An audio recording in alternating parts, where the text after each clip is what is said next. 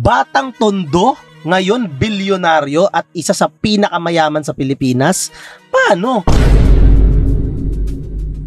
Check natin dito, no? Kasi meron din sa mga binitawang statement dito na ako, personally, hindi ko agree. Kasi meron isa ditong bagsak siya na yung pagyaman ay swerte-swerte lang. Basta tayo, trabaho lang na tayo ng trabaho. Eh kung ano mangyari, mangyari na. Kung may konting swerte, di swerte. Kung wala naman, pasensya. Alam mo, yung mga nagpaplanong maging somebody, hindi yun nila ma-achieve yun. Lahat ito na mangyayari sa'yo ay bigay lamang ng Diyos sa'yo. Bigay ng Diyos sa buhay ng tao yun. Kung ano yung kapalaran mo, yun. Kung anong kapalaran mo eh.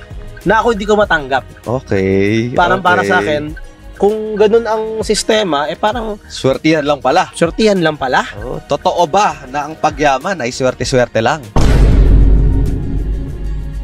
So mga sob, kung gusto nyo maging milyonaryo, bilyonaryo, kailangan talaga obsessed ka sa trabaho mo. Imagine itong mga to, milyonaryo, bilyonaryo na, isa na sa pinakamayan sa Pilipinas. Ganyan pa mag-operate.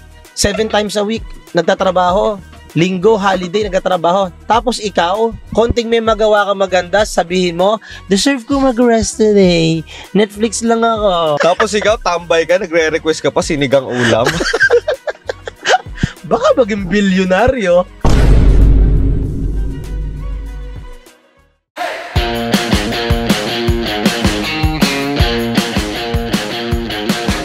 Welcome to Timawa Podcast. Move to your next level from being mediocre to becoming the alpha of your life. Kung bago ka pa lang sa podcast na to, our podcast talks about self-development, personal mastery, and we talk about finance, business, and leadership. So, anong balita? Mga Sob, ikaw, anong balita sa'yo? Ito, Sob, daming ganap. Nasaan ba tayo ngayon? Dito nga pala kami ngayon, mga Sob, sa Resorts World. Yan, dito kami sa Resorts World, Manila. Uish, lamig nun Ganun yun eh. Parang nilamig ako dun Ganun branding yun eh. Ganun. Resorts World, Manila.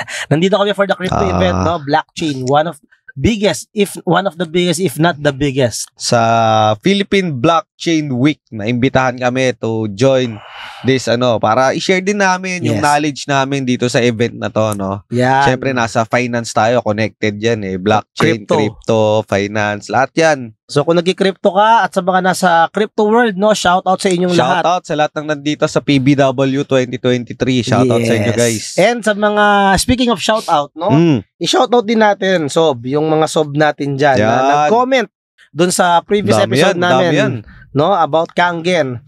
Shoutout sa iyo, Sob, Yo Papi Vlogs. Yan, no? shoutout. Lagi nagko-comment yan ha, si Yo Papi Vlog. Shoutout sa iyo ha. Yan, shoutout sa iyo. And si Sob Nico Kagimbal 7708. Shoutout sa iyo. Shoutout, Lodi. Yan. So kung bago ka pa lang dito, guys, or sa mga Sob natin, suportahan nyo kami, no, dito sa podcast namin by making sure to like and subscribe to our channel, no. Paano ba yan? Panoorin nyo to. Kung nag-e-enjoy ka sa mga ganitong klaseng content, like and subscribe in our YouTube channel at Timawa Podcast. At kung sa Spotify ka naman nakikinig, i-rate mo naman ng 5-star ang podcast namin if you find value in what we do. Makikita mo rin kami sa Facebook and Instagram at pwede ka rin mag-join sa community namin sa Facebook called Men's Self-Improvement. Doon makakausap mo kami at ang mga iba pang members ng community natin that is supporting one another to move to their next level. Back to the podcast.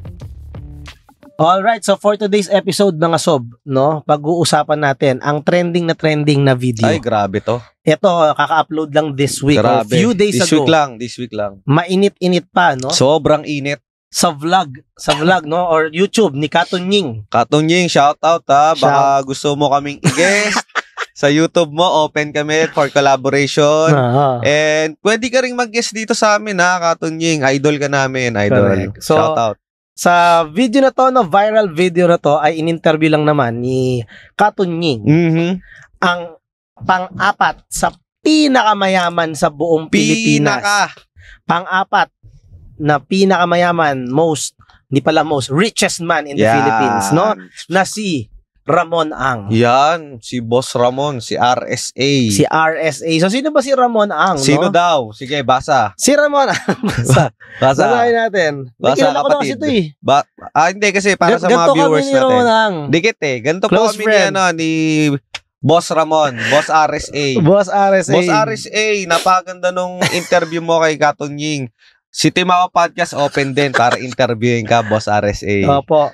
Bossing natin yan, si Boss RSA. Yan. So, si Ramon Ang ay pinanganak pala noong January 14, 1954. Oh. No, ito yung mga facts about this So, billionaire. ano na siya ngayon? 69 years 69 old. years old. And siya lang naman, guys, ang presidente and Chief Executive Officer or CEO ng Top Frontier Investment Holdings, ang isa sa pinakamalaki na shareholder ng San Miguel Corporation. So, siya ang CEO nun.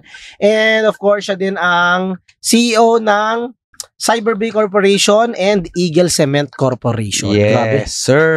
So, napakayaman, guys. Ang ano lang naman niya, no? As Net worth, no, is, saan nga ba yun? 3.3 billion US dollars. billion US dollars, guys. Yan ay based sa yung last na listahan ng Forbes na top 10 richest Filipinos. Correct. So, basically, siya yung CEO, President and CEO ng SMC, San Miguel Corporation. So, maraming ano to, guys, maraming brand ang SMC. So, kung nanonood ka ng basketball or PBA, yung San Miguel Beer, yung Hinebra, yung mga gin, yan, kanya yan. Yung Pure Foods, under yan dyan. Magnolia, under ng SMC yan. Pati ngayon, very active yan si Boss RSA sa mga pagpapagawa ng kalsada natin, no? So, yung mga NLEX. Siya order niyan, di ba? Oo, San Miguel NLEX, yung extension, Skyway 3 extension, yung pinagdugtong yung NLEX, SLEX, SMC yan. Kung bakit napakadali ngayon from Cavite pumunta ng La Union. Siya ang may gagagawa nun. Correct. Diba? So, madami yan. Yung, sa SMC na ano nyo palang, corporation palang, napakarami ng brand under that. Kaya sikat na sikat yan si Boss RSA natin. Naman. Tsaka bata pa lang ako. Alam mo, nagulat nga ako na Paano ka nagulat? Kasi bata pa lang ako. Pinakamayaman na to. Isa na to sa pinakamayaman boss. So, ngayon, akala ko, during that time, nung ganung kabata ako, kasi bata pa ako, sa mga high school. So, tagal na nun, 20 years ago. Hindi, recently lang yan. Tara naman, mo yung kukumputin nila yung edad mo niyan. So, ngayon, kasi ako, bata pa lang, nagtitingin-tingin na ako niyan. Sinong pinakamayaman sa buong, nandidiscuss din yun sa school. Correct. So, during that time, akala ko, ito, mga gantong edad na, mga 60s, 70s na. Ganun ang thinking ko kasi para maging pinakamayaman ka, boss, matanda ka na. Ngayon ko na-realize kung 69 siya ngayon, during that time, hindi pa siya senior. Nasa mga 50s pa lang siya, mid-50s. Pero matunog na. Oo, San Miguel na yan. Actually, siya dati ng San Miguel? Chairman, tsaka Vice President. And then, nung 2021, nung rest in peace kay Boss Kuwangko, yung talagang CEO and President ng San Miguel. So, siya yung matawag doon? Nag-succeed. Nag-succeed doon. Kaya siya na ngayon yung CEO and President ng SMC. Yan. And ngayon, ito, facts din, fact about Ramon Ang. Siya po ay nag-aral ng Mechanical Engineering sa FEU. Engineer pala yan. May pag-asa tayo, boss. Di nagkakalayo Shout out sa mga engineer, Diba? ECE tayo. Tingnan, gulo pala nito likod natin. ECE tayo, hindi nagkakalayo. Diba? Malay mo. Makapasok. Basta engineering talaga. Kahit top 10. Malaki chance pag engineering ka. Kaya shout out sa mga engineer dyan. Malaki chance natin, guys. Shout out. At itong si Ramon Ang, guys, ay batang tondo. So sa episode na to, guys, pag-uusapan natin dito, hihimayin natin kung paano nga ba naging isang bilyonaryo or isa sa pinakamayaman sa buong Pilipinas ang isang batang tondo. Kasi parang mapapatanong ka sa isip mo, di ba? Batang tondo? Ngayon, bilyonaryo at isa sa pinakamayaman sa Pilipinas. Paano? Parang syempre pag nakakatawa kasi sa TikTok, di ba? Pag yung mga nausin dati, pag yung sa tondo, tapos ginagrupuhan. Di ba ganun sa TikTok dati, naalala mo yun? Di ba? Ito, di ba? Sobrang ang galing di ba? Na yung isang lugar na parang tinuturing na isa sa nandun yung mga mahirap sa Pilipinas, doon nang galing yung isa sa deadly place yan parang ganun At doon nang galing isa sa pinakamayaman sa buong Pilipinas, di ba? Tsaka take note billionaire with the B. B. Hindi M. Yeah. Tapos, dahil nga pinanood namin tong interview, hihimayin natin dito, ano ba yung mindset? Ano ba yung mga prinsipyo and paniniwala or belief system ng isang bilyonaryo at itong taong isa sa pinakamayaman sa buong bansa? Paano ba mag-isip, no, at kumilos ang isang Ramon Ang, Boss RSA? Yeah. And number 3 is, check natin dito, no, kasi meron din siya mga binitawang statement dito na ako, personally, hindi ko agree. Don't agree. Yes. Kasi meron isa ditong bagsak siya na yung pagyaman ay swerte-swerte lang eh. Kung anong kapalaran mo eh.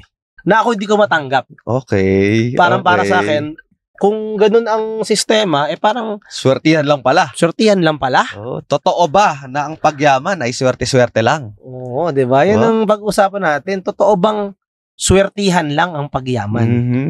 Parang ako, Mamaya discuss natin. Pag-usapan natin yan. So, pag-usapan natin yan, pagiging bilyonaryo, no, ni Ramon Ang. Pero speaking of, pagyaman, para yumaman din tayo. Sa mga gusto makipag-collab for brand deals, no? Let's go! Panoorin nyo to. If you want to collaborate with us promoting your brand, business, product, or service, email us at timawaph@gmail.com. We're very excited to collaborate with you. Alright, so simulan na natin. Sob, tara game, Sob. So, ngayon tingnan natin, no, ano ba yung klase ng mindset nito ni Ramon Ang? Ni Sob RSA. Tawagin natin Sob RSA. Ni Sob RSA. Yeah. Panoorin natin tong clip na to. Sa pormahan din po, pasensya, yun yung una kong tinatanong. Sabi nila, bilyonaryo, pang ilan sa pinakamayamang Pilipino, sabi ng Forbes magazine, pang ilan po kayo. Pero ang pormahan nyo, palagay ko, minsan pagka medyo nabihisan ako ng misis, mas mahal pa yung suot ko kaysa sa inyo. Ang buhay natin dapat, huwag natin isipin yung pera-pera kung magkano pera mo. Ang kailangan natin maalala, gano'ng karaming tao matutulungan natin. Yung pera, measurement yun. Para sa akin, hindi yun ang measurement ng success in life eh. Ang success in life, measurement is, ang saya mo kasi ako, natulungan ko yung mga kaibigan niya, nagkatrabaho na mabuti. Yung mga batang yan, napag-aral natin. Yun ang kasiyahan ng buhay. In as much as possible, tinatry ko maging simple living lang. Alam mo, ito yung common sa kanilang mga bilyonaryo. No? Kasi si Mark Zuckerberg, ganyan din, di ba?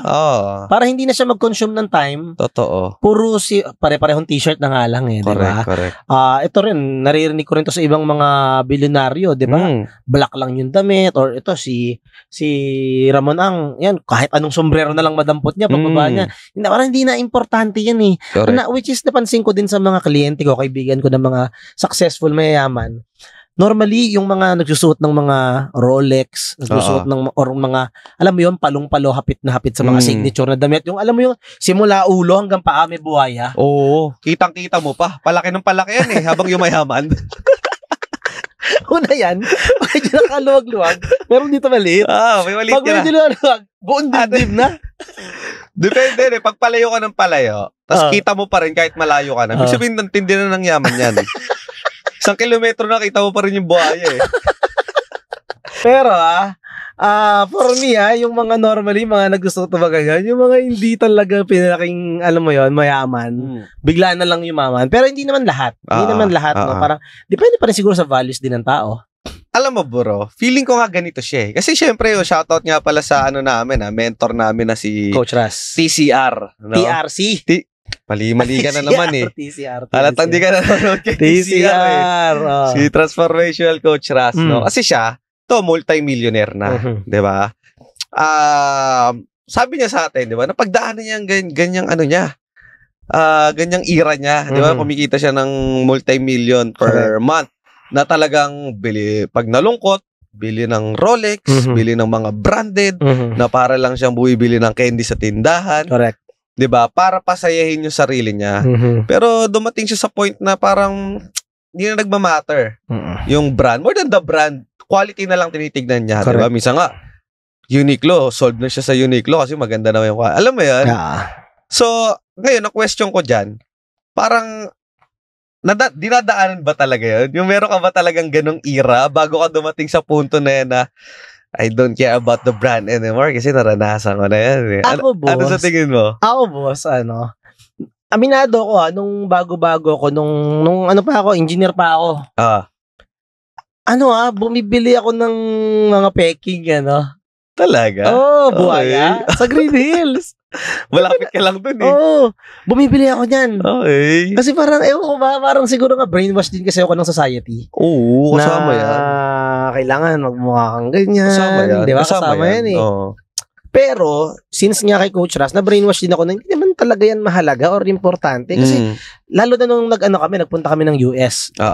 Ito, na-realize ko, nung nasa kami nito, San Francisco, yung mga tao, boss, pare-pareho, na nakalakos, huwag natin sabihin yung brand. May buwaya. Baka naman, no? May buwaya, merong nangangabayo. Alam mo yun? Yung mga brand, no? Merong 2 letter. Na doon, normal lang sa kanila. Normal lang, like, parang normal na t-shirt lang. Kumbaga yung bench natin dito, yun yung bench nila doon. Parang ganon. Buhaya. Oo, yung buhaya. Di ba yung pen shop natin dito, parang ganon. Normal lang sa kanila. So parang doon ko na-realize na sa Pilipinas lang hype yung mga ganyan pala. Parang na-realize ko yung mga branded dito, parang wala lang, normal lang. Kasi nga, ang dami. Okay. Dagsa, alam mo yan, yung sobrang dami ng supply doon. Paano naman yung parang luxury brand na talaga? Yung mga kunyari, ang mga entry level ng luxury, yung mga LV, ganyan. Yung papuntaan na sa ganyan. Well, ang pinaka-point ko lang naman dito, ako, nung nagpunta ako doon, na parang na-realize ko, ang pinaka-realization ko dito, minsan pala kahit signature ka from top to bottom to toe, baliwala kung pangit naman katawan mo. Gets.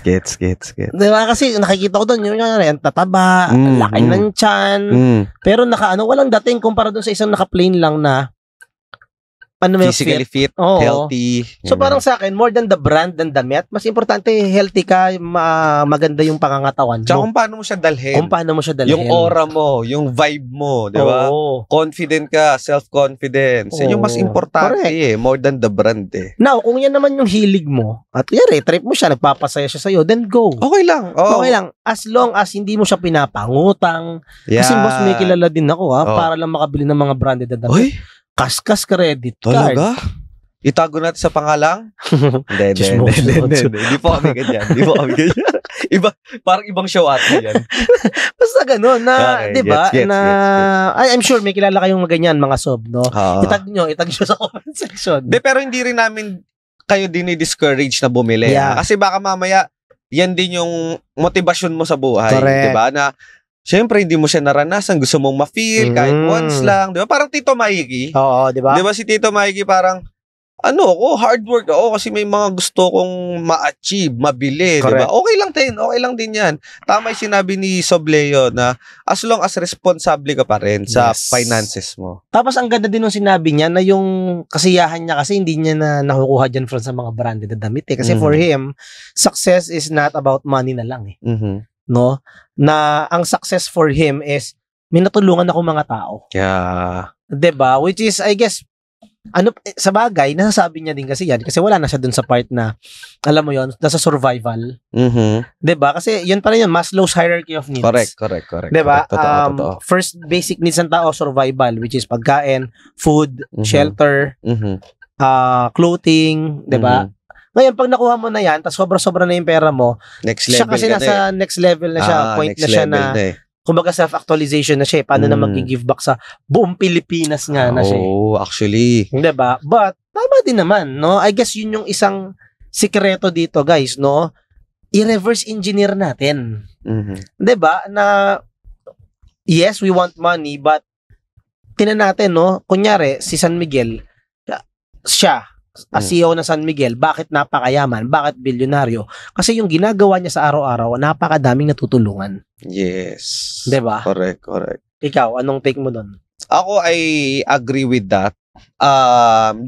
Siguro, not necessarily reverse engineer. Kasi, para sa akin, mahirap ka namang tumulong kung sarili mo pa, hindi mo pa natutulungan diba? Ngayon, ang maganda kasi dyan is, nabanggit niya na kung gusto mo talagang yumaman, huwag kang mag-focus lang sa pagyaman. Sa pagkita ng pera, ganyan. Correct. Sabi niya, oo, magtrabaho ka. trabahuhin mo talaga. Actually, sobrang sipag niya. Based sa kwento niya, talagang grind mode siya hanggang kahit ngayon na 69 years old. Pero more than that, focus niya is makatulong sa tao. Correct. Na kaya niya rin gustong yumaman, magkapera, kasi pag may pera siya, makapagpatayo daw siya ng mga negosyo. Yung negosyo, makakapag-hire ng tao. Correct. Di ba? Yung mga ganon. So, kasi tingnan mo, kung sino yung pinakamayaman sa buong mundo, no, kunyari, ito, sila Mark Zuckerberg. Ano yung sinolusyonan niyang problema?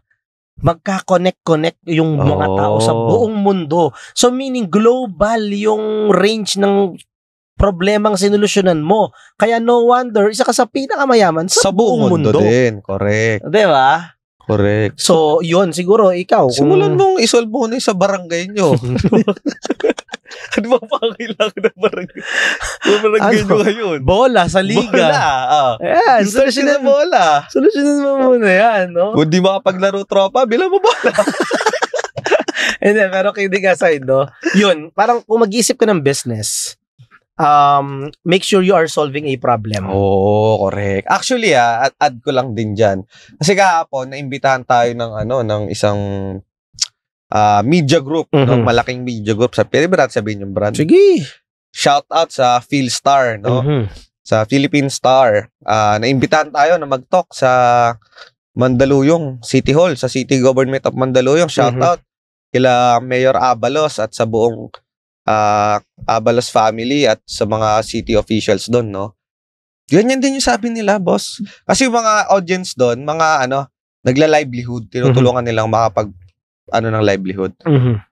So si Councilor Abalos, yung lalaki, ang course niya ay ganyan, entrepreneurial something. Okay. So natutunan niya nga din sa buhay is that more than sa negosyo, mag-focus ka ano yung problema sa community mo. Yun muna ang isolve mo. Tama. Kunyari, affordable na almusal.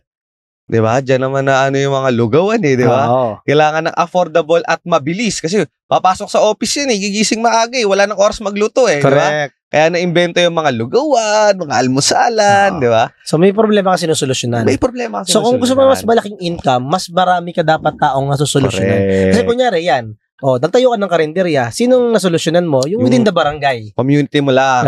Ngayon, ano kailangan mong gawin para buong Pilipinas? Yung problemang yan, mag-scale up sa buong Pilipinas, sa buong Asia, or buong mundo. Correct. Diba? So yun, that kind of thinking na nakuha natin kay Sob Ramon Ang. Yes. No? Back to the video. Kasi naman ako wala naman ako ibang bisyo. Hindi naman ako nagsusugal. Hindi naman ako nakikipag-inuman ng alak sa gabi. O nakikipag-istambayan. O pupunta sa mga nightclub at bar. Wala naman akong bisyo Opo. Lahat ng oras ko, ini-spend ko talaga sa trabaho lang. Opo. So yung Sunday po, kumbaga religiously ginagawa niyo po yun? Pati holiday. Sunday, holiday, whatever day. Basta ako, 7 days a week may trabaho ako. Dito ako medyo hindi masyadong sa mindset hindi na naman sa hindi agree, pero parang hindi ko siya i-adapt. Okay. Kasi for me ganito naman din talaga yung mga tao, no? Na mga milyonaryo, bilyonaryo, talagang workaholic yung mga yan. Yeah. Talagang 12 hours a day, 7 times 7 days a week yan kung gumrind, magtrabaho. Which is napanood natin kay Sob Ramon Ang na talagang 7 days a week trabaho siya, walang holiday. Na ako, naisip ko, gusto ko ba siyang gawin? Parang ayoko. So okay na hindi maging bilyonaryo, boss. Milyonaryo na lang siguro. Ganun?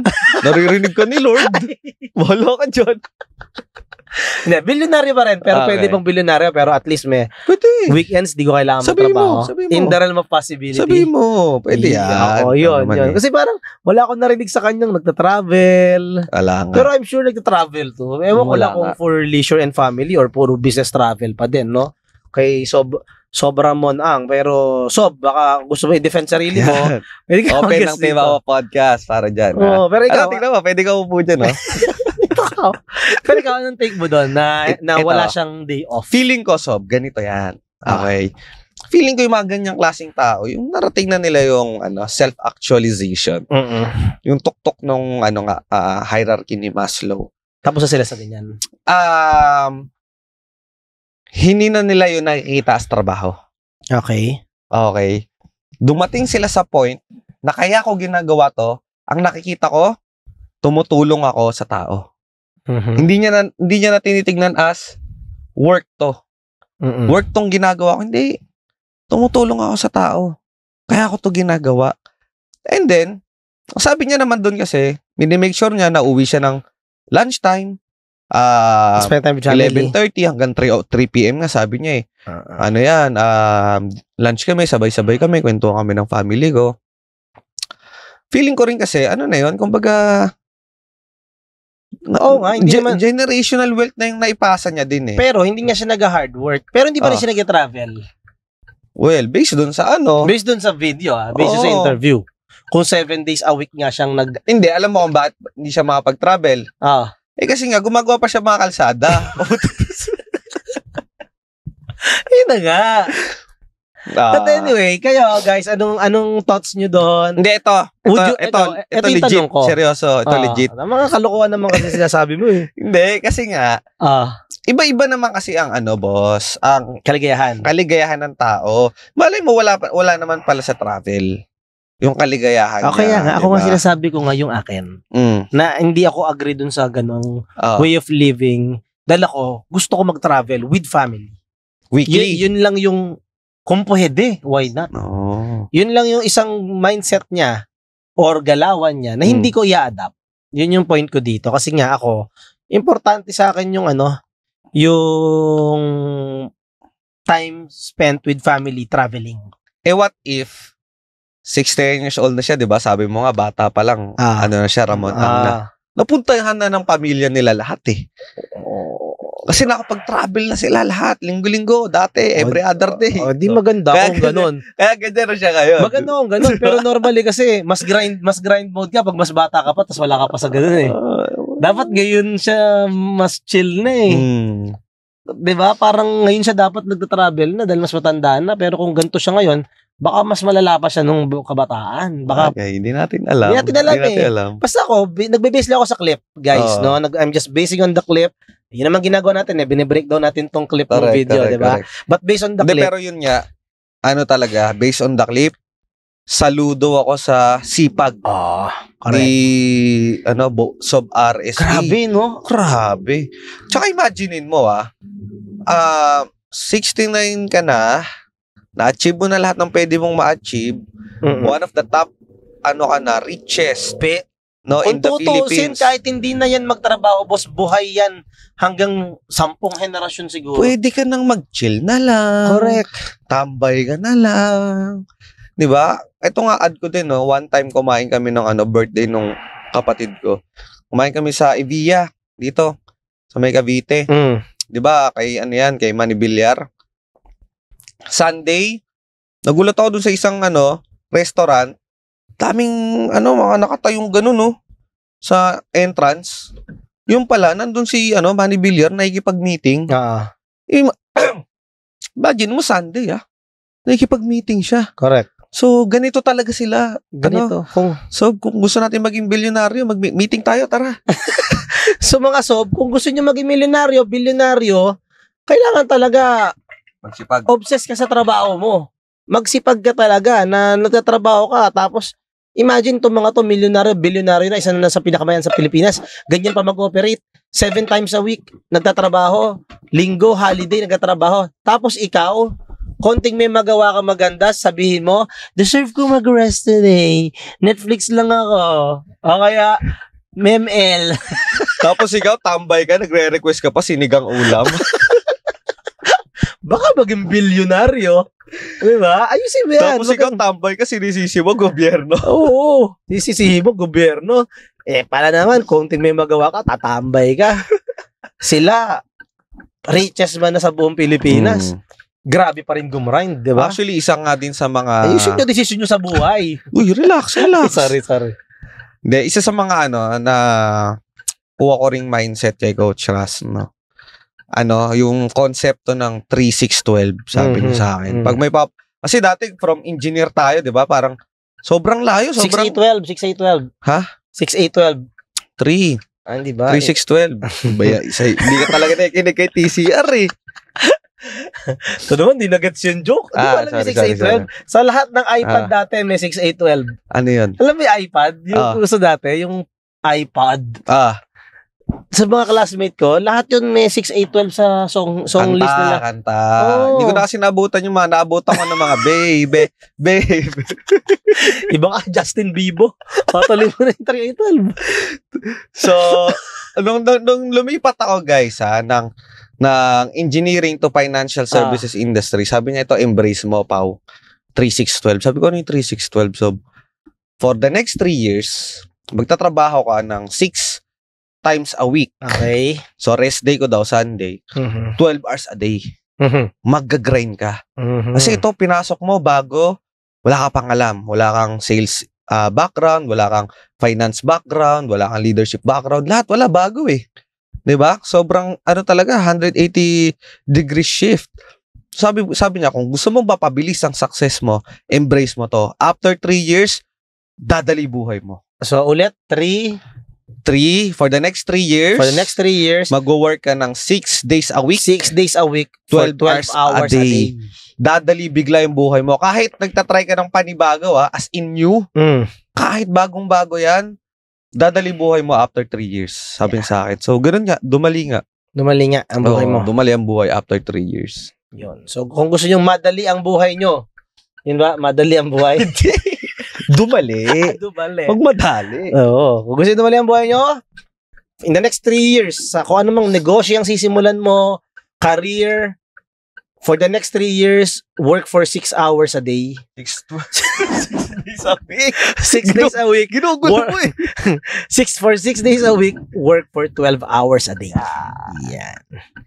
Next video. Sinasuggest ko sa mga kaibigan ko o sa mga pamilya ko, mga anak ko, kayo mga anak, huwag nyo itatago yung pera sa bangko. Kailangan yung pera gumulong. Invest mo yung pera para maraming magkaroon ng trabaho, para magkaroon ng maraming negosyo at umunlad ang bayan natin. Yung taong may pera, itinago lang sa bangko, walang pakinabang sa kababayan natin yun. Kaya ako, lahat ng pera ko, lahat ng meron ako, itatayo ko ng pabrika yon, itatayo ko ng karsada yon, i-invest ko ng kahit ano yon, para sa ganun, gumulong ang economy natin. Yan ang ibig sabihin doon. Yan. So, siguro naman, napakalino na nitong gantong klaseng concept, 'di ba? Na, I guess, hindi naman na ito bago. Diba? Paano doon nila yan sa atin? Sa lahat. Sa Actually. akin, sa atin. Dito. Hindi lang si Ramon ang nagsabi niyan. Even kami, guys. Baka nga narinig sa atin yun ni Ramon na. Posible. Baka nakikinig ng Timao Podcast si Ramon na. For sure. Diba? Guys, money doesn't grow in the bank. Parking lot lang ng pera ang bangko. Yes, sir. If you want your money to grow, you invest it. Diba? Palaguin mo. Palaguin mo. Kasi tulog yan eh. No? Ngayon, if you will use the money for the next 2 to 3 years, short term, yan, tabi mo yan sa bangko. Kasi, kunyari, magka-college na yung anak ko in the next 2 years. Itong ipon ko, tabi ko na lang to sa bangko kasi kung isusugal ko to kunyari sa stocks or lalo na real estate or business, malaking risk yan. Diba? Correct. So, but, kunyari, kagaya ko ngayon, yung anak ko, mag-aaral 18 years from now pa. Tagal-tagal pa. Tagal pa. So, nag-create ako ngayon ng investment portfolio niya na itong perang nilalaan ko every month, ang goal nito is pang tuition fee niya, pang college. Yun. By the way, guys, kung medyo madilim na ba sa camera namin? Biglang umulan at bigla pong umulan. Kung may naririnig yung mga patak ng ulan, pasensya na po kayo. Pero di ba, tuloy lang podcast natin. Tuloy lang ang laban. Ang bagong...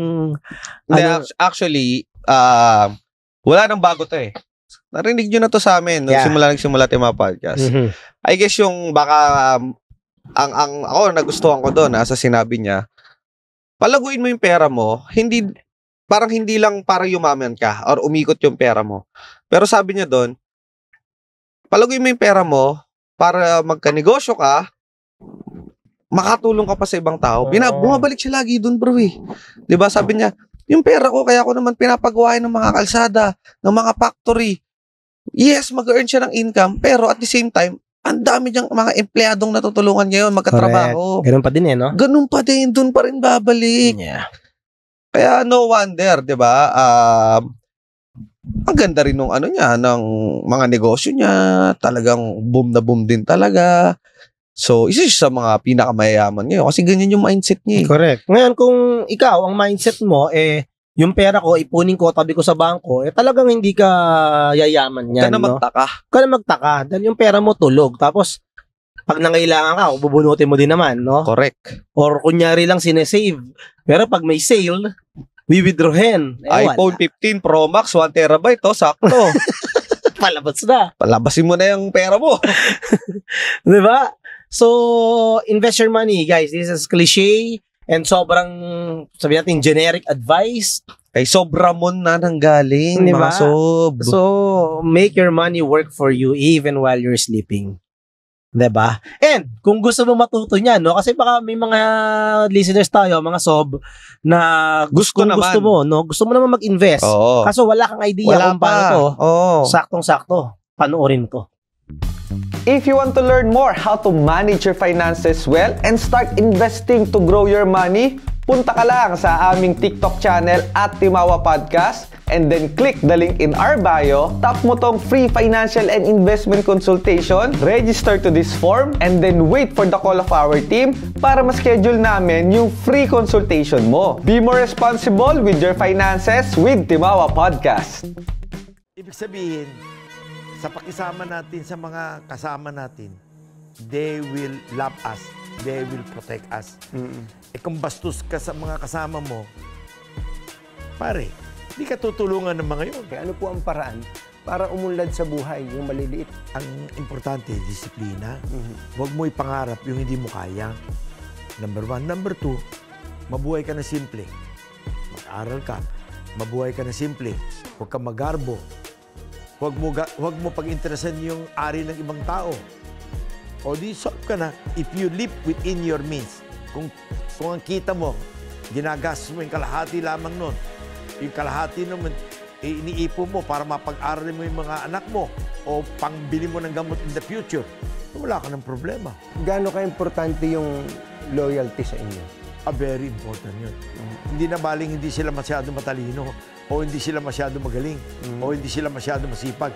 Importante, etong kasamang to, hindi tayo lolokohin ito. Hindi tayo iwanan ito. Ayun, ayos na. So ayan, reveal na ni Sob RSA, Sob Ramon, ang sikreto niya sa pagyaman. Grabe no? Napaka-simple. Disiplina. Disiplina, number 1. Number 2, simpleng buhay. Simpleng buhay, live within your means. Live within your means. Integrity. Integridad sa sarili, di ba? At sa mga kausap mo. Yes, Pag loyalty. sinabi mo, gagawin mo. Correct. And number 4 is loyalty. Loyalty. No, sobrang importante nun sa kanya kasi ito yun yung nagustuhan ko sa kanya Napakagaling niyang makisama sa mga tao. Correct. Loyalty na pakikisama niya sa tao at pakikisama na ngayon nare-reciprocate back sa kanya. Nagiging loyal din yung mga tao sa kanya. Yeah. Down to earth. Sobrang down to earth. Yung mga kasambahay niya, driver niya, hindi niya tinatratong parang alipin. But tinatrato niyang kapamilya. Minamahal niya, sinusuportahan niya, kaya sinusuklian din siya pabalik ng magandang serbisyo at pagmamahal. Imaginein mo bro bilyonaryo ka. Ganyan pala ka-humble ang mga bilyonaryo. 'Di ba? Correct. So, alam mo yun, kasi sa telenovela napanood ko, pag mayayaman, inaalipos yung mga Giyagong alipin talaga no? Giyagong alipin yung mga di naman pala totoo yun Oo, kaya kung ikaw, masama ugali mo sa mga kasambahay mo, may kilala akong ganyan, boss. Meron? Oo, huwag na natin pangalanan. Huwag natin sa pangalang? Huwag na natin pangalanan. Wag. Ano to?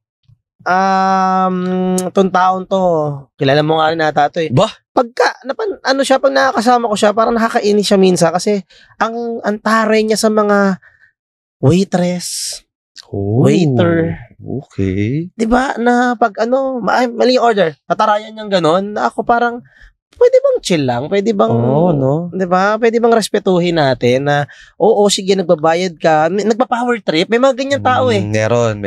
Na siguro nabubuli sila dati or sa trabaho nila. Bumabawi. Oo. Pwede, Sa trabaho nila, inutos-utusan sila. So, pag nagkakaroon sila ng pagkakataon, kunyari sa pagkain sa restaurant, talagang di papalag sa'yo yung dahil masisisalti sila eh. Tinitake advantage. Yun lang. Yung pagkain mo, may dura na pagbalik. Yun lang. Buti nga sa'yo, no? Pero yun, guys, maging tayo? Maging, ang tawag dito, marespeto, mapagmahal sa mga tao natin kahit pa tayo nagpapasweldo sa mga yan. Yes. Shoutout sa'yo, Mylene. I love you. At yun nga, no, isa rin sa nagustuhan kong sinergya ni Sobramon is paano niya palakihin yung mga hindi lang siya yung simple. Kasi sabi niya nga doon sa interview, dapat yun, naka-round neck t-shirt lang ako eh. Tapos hindi nga daw siya nagre-relo eh, pero baka sabihin daw ng mga tao, uma-acting na siya. Pero maganda dyan, hindi lang sa kanya ha, pinasa niya. Correct. Sa mga anak niya na mamuhay kayo ng simple lang. Sa mga apo, mamuhay kayo ng simple lang. Imaginin mo, bilyonaryo ka, pero yung anak mo nagbabaon sa school. Correct. Di ba? Pinagbabaon niya, hindi niya binabaonan ng perang madami. At pinagtrabaho niya. Yun. Di ba? Pinagtrabaho niya daw sa talyer ni Sir Kuwangko. Kaya ngayon, ang tawag sa mga empleyado doon, mga ate, kuya. Alam mo yung... Marunong makibagay yung anak. Hindi siya yung, teka lang, anak ako ng boss dito, anuhin niyo ako, di ba? Yeah. Hindi eh. Which is totoo ha, normally yung mga taong mata pobre. Nakikita nila sa magulang nila yan. Kung bastos yan sa kapwa, makitumrato ng mga tao, nakita niya yung sa magulang niya. At sinabi yan ni Sobramon. Sabi niya, hindi lalaking simple ang anak mo. Sabihin mo sa kanila na lumaki sila ng simple. Gawin mo. Inano niya yan, in-emphasize niya yan. Palakihin mong ganun. Tayo bilang magulang, trabaho natin yan. Palakihin natin sila ng maayos. Correct. Diba? So, napakaganda nun na pinasa niya. Hindi lang, bro, eto, yung wealth, importante yan. Gusto natin, yung wealth natin, tayo, maganda buhay, mga anak natin, syempre, mga anak mo, di ba? Gusto mo maging maganda buhay nila, di ba? Of course. Pero ito, si Sobramon, hindi lang magandang buhay in terms of finance ang iniwan sa kanyang next generations, pero pati yung pag-uugali, diba? Mindset, pakikisama, yun yung isa sa pinaka-na-appreciate ko din talaga dito eh. Sa mga senior ni Sobramon eh. Correct. And, speaking of magandang buhay at pagyaman, no? Kung gusto mo ng extra income, panoorin tong video na to. Aside sa pagiging host ng Timawa Podcast, our main source of income is being an investment consultant in the finance industry. Kung gusto mo ng side hustle at maging part ng organization namin, click the link in the bio of our TikTok profile at mag-register sa career opportunity and side hustle. We are excited to see you and become part of our organization.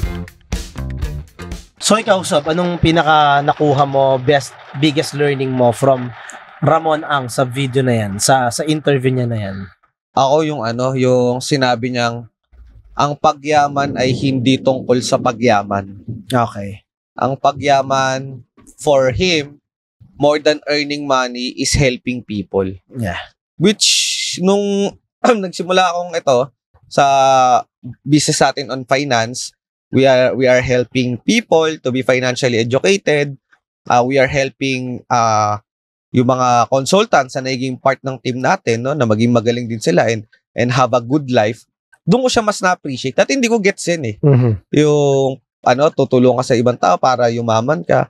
Parang okay, gets ko naman what you give, babalik sa'yo. Yeah. Pero dahil hindi ko siya napapractice, di ba? Hindi ko rin talaga fully maintindihan. So, sa kanya dito, parang na validate niya na, oo nga eh. Parang ang pera, yung money, byproduct yan ng pagtulong mo sa tao. Correct. Diba? Katulad sabi mo kanina, Mark Zuckerberg, isa sa mga mayaman sa buong mundo. Correct. Bakit? Ang tinulungan niya din, mga tao sa buong mundo. Diba? So, parang directly proportional. Correct. How big yung problema na sinusolve mo or how many people yung natutulungan mo is directly proportional to your wealth. So, kung ikaw, nagtataka ka kung bakit maliit pa yung income mo ngayon, sinasahod mo ngayon, tanungin mo sarili mo, gaano ba kalaki yung sinusolve mong problema ngayon? Yan. Kung empleyado ka man o negosyante ka. Correct. 'Di ba? Ganun naman yun. Sa empleyado ka, kung how indispensable you are sa company. Correct. Kung negosyante ka, gaano kalaki yung market na natutulungan mo or yung produkto, gaano katindi yung tulong na nabibigay ng produkto mo. 'Di ba? So, para sa akin yun, no? Pwede ako mag-focus ngayon sa serbisyo dahil tayo may service tayo bilang investment consultant. Focus ako on how many people, how big the impact that I'm leaving, automatically money will just follow. Ganda. Ako naman, obsession beats talent all the time. Yeah. Ano ibig sabihin nun, no? Yan, kagaya nga ni Sir Ramon, no? No wonder, bilyonaryo, pinaka-apat ka sa pinakamayaman sa buong Pilipinas kasi isa ka sa mga pinakamasipag sa buong Pilipinas. Kung ba naman, 7 times a week nagtatrabaho ka. Wala kang ibang laman ng isip mo kundi pagtatrabaho. Yeah. No wonder, napakayaman, napaka-successful mo. Diba? And it applies to all aspects of life. For example, sa pag-gym, pag-workout. Mas marami dyan marunong ng techniques. Marami dyan marunong ng kung ano-anong diet. Pwede mo na YouTube yun eh. Oo. Pero, sino yung mas maganda yung katawan, maganda yung resulta? Yung consistent na nagpupunta ng gym. Yung araw-araw nasa gym. Araw-araw. For example, basketball. Para sa akin, mas talented si Iverson kaysa kay Kobe. Oo, para sa akin. Oo. Diba? Kasi maliit, crossover, lahat niyang pauso, lahat moves niya. Pero, Kobe, grabe disiplina. Grabe yung obsession sa larong basketball. Correct. Sinong mas naging ibabaw sa kanila nung era nila? Kobe. Diba? So, yun no? If you wanna become successful or good at something, be obsessed. So, Mamba mentality pala to, Mamba no? Si mentality, oo. Correct. Kung gusto mong maging successful sa isang bagay, ma-obsess ka dyan. Tama. Mahalin mo yan. Araw-arawin mo yan. Tama eh. Diba? Then eventually, magiging magaling ka dyan and successful ka dyan. Diba? So, I hope marami tayong natutunan from this episode from, of course, our special guest, Sir Ramon Ang. Maraming salamat sa iyo sa guest namin. Ramon, maraming salamat sa iyo. Napakadaming namin natutunan and I hope may natutunan ka rin. At kung may natutunan ka, guys, i-type mo naman sa chat box, sa comment section, ang word na SMC. Yan. Dahil ang mapipili namin, na mananalo ng Timawa sticker! Timawa stickers! By the way, guys, may Timawa sticker na kami, no? So, meron tayong mechanics. Ang mechanics natin, para manalo ka rin itong Timawa sticker, number 1, mag-comment ka ng word na SMC. Number 2, make sure na i-check namin kung naka-like ka and subscribe sa YouTube channel namin, sa Facebook page, Instagram, Spotify, and TikTok. Yan. We wanna make sure na nakasubscribe ka dyan at i-share mo to sa Facebook itong episode na to. #SMC. Yeah. Bahala ka na sa caption. Kung sino may pinakamagandang caption, pinakamagandang sharing ng learning from this episode ay mananalo ng aming napakagandang Timawa sticker. Yan. Pipirmahan namin yan. Tapos pwede nyo rin ibenta kay Boss Toyo. So, that's it, guys. I hope you guys learn a lot. Kita-kita ulit tayo sa next episode ng Timawa Podcast.